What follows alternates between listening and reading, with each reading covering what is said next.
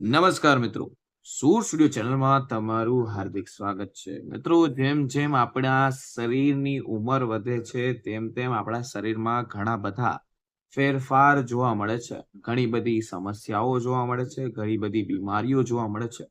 જેટલા પણ 20-25 વર્ષની ઉંમર જેની પૂરી થઈ ગઈ છે અથવા 30ની ઉંમર ચાલુ છે, તો તેને કહેવાય છે તેને ઉંમરનો પડકારો થઈ જાય છે.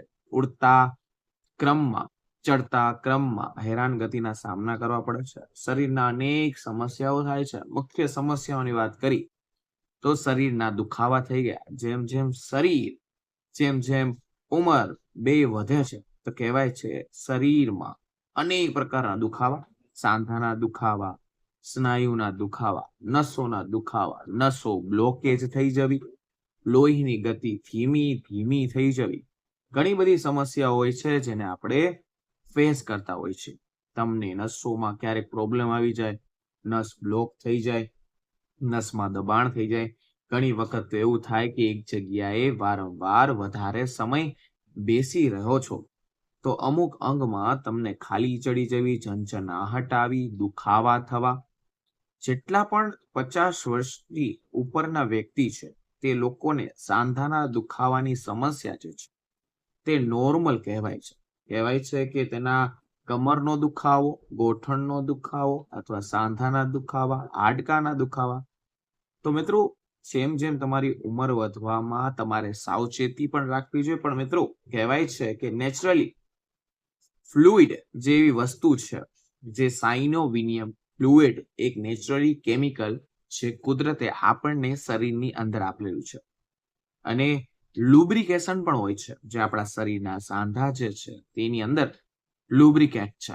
તે ઉંમર વધવાની સાથે સાથે ઓછું થઈ જાય છે અને હેરાન થાય છે. જેના લીધે હાડકાના સાંધાનો ઘસારો થાય છે. ઘસારાને લીધે હાડકા જે છે તેના દુખાવા થાય છે. સાંધાની અંદર દુખાવા, તીવ્ર દુખાવા થવા, સ્નાયુના દુખાવા અચાનક વધી જવા. જેમ જેમ ઉંમર વધે છે તેમ તેમ તમારા પ્રોબ્લેમ પણ વધે છે. કહેવાય છે કે પોષણ તત્વોનું ઉણપ ઓછું થવું સર્જાય ત્યારે શરીરમાં નબળાઈ આવે, પગના દુખાવા થાય, કમરના દુખાવા થાય, આખા શરીરમાં દુખાવો થાય, સાંધાના દુખાવો થાય. તો મિત્રો, ભોજન શૈલીની આપણે પહેલા બરોબર વાત કરીએ. તમારે બરોબર સાવચેતી નથી રાખતા, અત્યારે વધારે પડતું તમે બહાર ખાવાની ટેવ પાડતા હોય, જંક ફૂડ, ફાસ્ટ ફૂડ ખાવાની ટેવ હોય, ભોજન ટાઈમે ન ખાવું, નિયમિત રૂપે ન રહેવું, અથવા અનેક પ્રકારની સમસ્યાનો સામનો કરતા હોય. બહારનું ભોજન તમને ભાવતું હોય, ઘરનું ના ભાવતું હોય. આ પણ એક જીવનશૈલીમાં જ આવે છે. જીવનશૈલી ખૂબ મહત્વનો ભાગ ભજવે છે, તે વસ્તુ યાદ રાખજો. જે લોકોને બેઠાડું જીવન છે, જે લોકોને વ્યવસાય બિઝનેસ સાથે સંકળાયેલા છે, અથવા નોકરીઓ ધંધો સાથે ઓફિશિયલ વર્ક કરતા હોય છે, તેમાં પણ સંકળાયેલા છે, તો તેનું જીવન કેવું હોય છે? બહાર જવું, ફરવું, પરિભ્રમણ જેવું હોય છે, પરિશ્રમ જેવું હોય છે. બિલકુલ મિત્રો, અમુક જણા ઓફિસમાં બેઠા હોય તેને જરા પણ પરિશ્રમ નથી હોતો, તો તેવા લોકોને પણ સમસ્યા તેના ઉંમર પહેલા વધારે જોવા મળે છે. સાંધાના દુખાવા થઈ ગયા, સ્નાયુના દુખાવા. કહેવાય છે કે સાયટિકા જે કમરને એક પ્રકારનો દુખાવો છે મિત્રો. હવે તમે કહેશો સાયટિકા કેવી રીતના થાય? સાયટિકાના દુખાવાની શરૂઆત થાય, આખો પગ જે છે તે દુખવા માંડે, ઝંઝનાહટ આવે, પગના પેની સુધી દુખાવા. તો મિત્રો, આ વિષય પૂરેપૂરો અલગ છે. સાયટિકાનો દુખાવો હોય, સાંધાના દુખાવા. મિત્રો, ગમે તેટલા દુખાવા હોય, આજે હું તમને આયુર્વેદના 3 એવા બેસ્ટ ઉપચાર કહીશ, જે ખાલી ઉપચાર કરીને જ તમે મિત્રો તમારા બધા દુખાવાને આસાનીથી પહેલા તો કંટ્રોલ કરશો. પછી તમે માની જશો કે આ વસ્તુઓ સાચી છે. જે તમારી સ્નાયુ સાંધાના મુખ્ય જેટલા પણ દુખાવા છે, આવા દુખાવો આયુર્વેદની થેરેપીમાં, આયુર્વેદના ઉપચારો બહુ કીધેલા છે. મિત્રો, અસરકારક રીત સાબિત કરવા જઈ રહ્યો છું, કહેવા જઈ રહ્યો છું. સૌપ્રથમ સાંધાના દુખાવા થઈ ગયા, સ્નાયુના દુખાવા થઈ ગયા, બ્લોક નસ થઈ ગઈ. એના માટે ઉપચાર, એની અંદર પહેલો ઉપચાર એવો છે કે જેની અંદર સૌથી પહેલા તો વાત કરું તો કે લસણ, લસણ, લસણ. લસણ જે છે, લસણની અંદર કેલ્શિયમ હોય છે, પોટેશિયમ, ફોસ્ફર, આયોડીન, અને લસણની અંદર લોહી પાતળું કરી નાખે તેવો ગુણ હોય છે. તેમજ લસણ જે હોય છે લોહીની ગતિ સારી બનાવે છે, જેના કારણે લસણમાં પ્રયોગ કરવાથી આમ તો આંતરિક રીતે પ્રયોગ કરો તો લસણ જે છે તે લોહીને પાતળું કરવામાં સાથે સાથે શરીરના દરેક અંગોને લોહી જે છે સારી રીતે પહોંચાડવાનું પહેલું કામ કરે છે. પરંતુ અહીંયા લસણનો બાહ્ય પ્રયોગ પણ કરવાનો છે. લસણનું કહું તો કે 3 થી 2 કળી તમારે લેવાની છે. એના સિવાય બીજું લેવાનું છે તેલ લેવાનું છે. એની અંદર તમારે 2 થી 3 તેલ નાખવાનું છે, કાં તો તલનું તેલ લેવાનું છે, સરસોનું તેલ લઈ શકો છો, રાઈનું તેલ લઈ શકો, આમાંથી 2 કોઈ પણ તેલ લેવામાં આવે જે શુદ્ધ હોય. મિત્રો ભેળસેળ કર્યા વગરનું તલનું તેલ હશે તો પણ સારું, તમને સારામાં સારું પરિણામ મળશે. અને રાઈનું તેલ હશે તો પણ સારું પરિણામ મળશે. 100 મિલી જેટલું તેલ લેવાનું છે. આ તેલની અંદર 3 થી 4 મીડિયમ સાઇઝની લસણની કળી નાખી દેવાની છે. નાના નાના ટુકડા કરીને તેલની અંદર નાખવાના છે. આ તેલ જે છે આને થોડુંક શેક ગરમ કરી નાખવાનું છે. લસણની કળી એની અંદર કલર જે છે થોડોક બ્રાઉન પકડાઈ જવો જોઈએ, ખાસ કરીને જ્યારે પકાવો છો. આ તેલ છે એને ચૂલા કે ગેસ પરથી પછી નીચે ઉતારી દેવાનું છે. થોડીક વાર માટે સાઈડમાં રાખી દેવાનું છે. કહેવાય છે કે તમારે ઠંડુ ખાવા દેવાનું. બીજી વાત કરું તો તમારે સમજી લેવાનું કે તેની અંદર મિત્રો બીજો ઉપચાર કહું કે જેની અંદર એક વૃક્ષ છે, એક પાન છે જે સિક્રેટ પાન તરીકે કહેવામાં આવે છે. બીજો ત્રીજો જે પ્રયોગ છે આ બંનેમાંથી કોઈ પણ પ્રયોગ કરવાનો છે. જે તેલ આપણે બનાવ્યું છે મેં તમને કહ્યું છે, તેલ સાથે બીજો પ્રયોગ કયો તો કે એક વૃક્ષનું નામ પારિજાત. હા મિત્રો, પારિજાત વૃક્ષ, એના પાનનો પ્રયોગ કરવાથી સાંધાના સ્નાયુના બધા દુખાવા પટ કરતા ગાયબ થઈ જશે. આવા લોકો, ખાસ લોકોને જે સાઈટ જેને દુખાવા છે, જેને બહુ ગોઠણના દુખાવા છે, તો કહેવાય છે આ પણ મટાડી શકે છે. સાઈટિકા એટલે કે કમરના દુખાવા થઈ ગયા. આવા લોકોને ખાસ કરીને ધ્યાનથી સમજી લેવાનું છે કે સાંધાના દુખાવા, સ્નાયુના દુખાવા, સાઈટિકાના દુખાવા, ગજબમાં ગજબ, સારામાં સારું પરિણામ જોવા મળશે. પારિજાત વૃક્ષના પાન લેવાના છે. પારિજાત વૃક્ષ એટલે કે કયું વૃક્ષ? આ વૃક્ષ જે દેવતાઓનું વૃક્ષ માનવામાં આવે છે. કારણ કે પારિજાતનું વૃક્ષ છે મિત્રો તે બહુ અગત્યનું છે. તેને અમૃત સમાન ગણવામાં આવે છે. તુલસીની જેવી રીતના મિત્રો પૂજા થાય છે તેવી રીતના પારિજાતના વૃક્ષની પૂજા થાય છે. પૂજનીય વૃક્ષ કહેવામાં આવે છે. દેવતાઓનું વૃક્ષ એટલે કહેવાય છે મિત્રો પારિજાતનું વૃક્ષ સમુદ્ર મંથન ટાઈમે ઉત્પન્ન થયું હતું.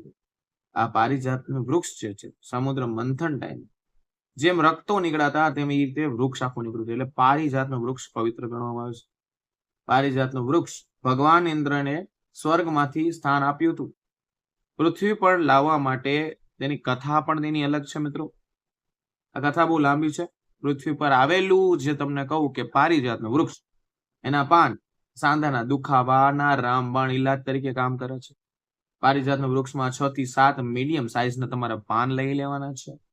આ પાનને વાટી લેવાના છે. એક ગ્લાસમાં પાણીમાં વાટેલા પાનને નાખી દેવાના છે અને ઢાંકી દેવાના છે.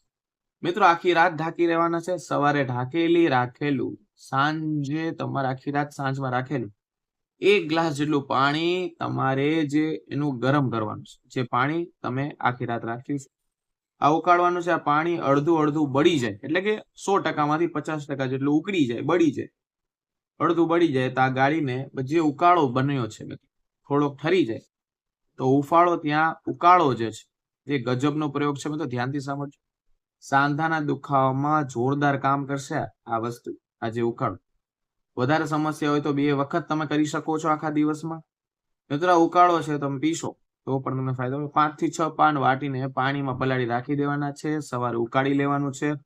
આ પાનને વાટીને તેમાં 7 થી 8 1 કલાક સુધી પાણીમાં રાખવાનું છે. વાટેલા પાન પછી આને ઉકાળીને 10 કલાક પછી પીવાનું છે. આનાથી તમને મિત્રો પરફેક્ટલી સારામાં સારું પરિણામ મળશે. પાનના બધા પોષણ તત્વો પાણીની અંદર સમાઈ ગયા છે અને ઉકાળવાથી પૂરેપૂરું જે ઇન્ફેક્શન છે, બેક્ટેરિયા છે તે પણ મરી જાય છે. મિત્રો સાંધાના દુખાવા થઈ ગયા, ઇન્ફેક્શન થઈ ગયું, આ તમને સારામાં સારું પરિણામ મળશે. સાંધાના સ્નાયુના આ સારા પરિણામ જોવા મળશે. આગળનો પ્રયોગ કહું, એક વૃક્ષ છે. વૃક્ષનું નામ છે, ખાસ કરીને આ જે પાન છે તે કહે છે કે વૃક્ષ છે તે છે સરગવો. સરગવો છે તે આયુર્વેદમાં બહુ ઉત્તમ ગણવામાં આવે છે. સરગવામાં મિત્રો 300 થી 400 રોગોનો દુશ્મન તરીકે ઓળખવામાં આવે છે સરગવા. સરગવો એ પારિજાત વૃક્ષની જેમ જ અમૃત તુલ્ય વૃક્ષ છે. સરગવામાં પાન, સરગવાની શીંગો તમને ઘણા બધા ફાયદા આપે છે, ચમત્કારી રિઝલ્ટ આપવાનું કામ કરે છે. જે લોકો સરગવો ખાય છે અથવા સરગવાનું શાક ખાય છે, કહેવાય છે કે blood pressure, diabetes, high cholesterol, હૃદયની સમસ્યા, સ્કિનની સમસ્યા, પેશાબની સમસ્યા, લીવરના પ્રોબ્લેમ થઈ ગયા. જે લોકોનું વજન વધારે હોય તો ઘટાડવાની પણ તાકાત ધરાવે છે સરગવો. આવી અનેક પ્રકારની સમસ્યાથી તમને ખૂબ લાભકારી છે. તો સરગવાનું શાક ખાવાથી તમને સારા સારા ફાયદા મળશે. કહેવાય છે કે સરગવાના પાનનો પ્રયોગ કરવાનો છે અને પારિજાતના પાનનો પણ પ્રયોગ તમારે કરવાનો છે. તો મિત્રો, પારિજાતના પાન ઘણા બધા લોકો એમ થાય છે કે પારિજાતના પાન ક્યાં શોધવા, ક્યાં મળે? તો મિત્રો, લગભગ બગીચામાં તમને આરામથી મળી જશે. તમે ગૂગલ પણ કરી શકો છો. સરગવાના પાનનો પ્રયોગ પણ કરી શકો છો. આ પ્રયોગ પણ સારું પરિણામ આપી શકે છે. મિત્રો, એક મુઠ્ઠી જેટલા પાંદડા લઈ લેવાના છે, સરગવાના પાન લેવાના છે. એક મુઠ્ઠી પાનને થોડાક વાટીને ગ્લાસ પાણીમાં નાખીને ઉકાળવાના છે અને તરત જ ઉકાળો બનાવી લેવાનો છે.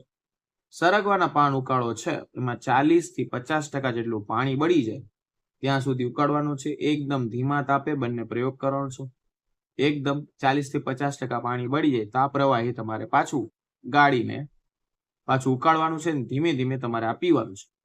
મિત્રો, સરગવાના પાન થઈ ગયા, સરગવાનું શાક થઈ ગયું, અથવા પારિજાતની જે મેં તમને ઉપાય કહ્યો છે તે પણ કરશો તો તમને ફાયદો મળશે. અને જે પેલું તેલ પણ કીધું હતું તેનો પણ ઉપાય કરશો. જ્યાં સાંધા છે, જ્યાં દુખાવા છે ત્યાં પણ લગાવી શકો છો. ત્યાં પણ તમને દુખાવા મટી જશે.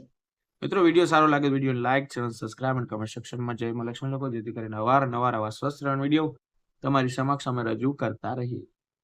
તો મિત્રો, ફરી મળીશું નવા વિડીયો નવા ટોપિક સાથે. ત્યાં સુધી બધાને મારા હર હર મહાદેવ અને રાધે રાધે.